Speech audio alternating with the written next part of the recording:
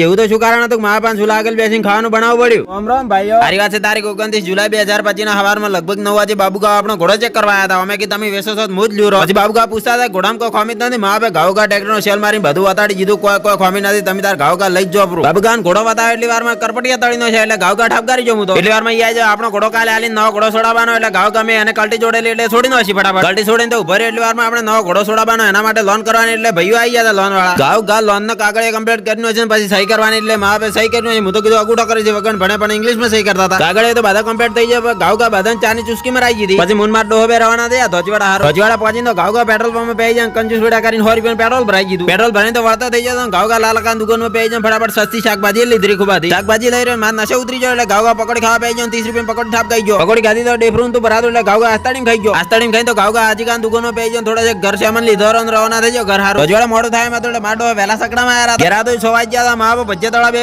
ચમ કે ભજ્જે તળ તો એક નંબર આવડતા બીજો કરવાનો જોર આવતો હતો. એટલે માર ઘડીએ માર ઘેર આવી ગયો તો ઊંધું ગાલી ચમ ફાડ દેંગે. બોલો જય શ્રી સીતારામ.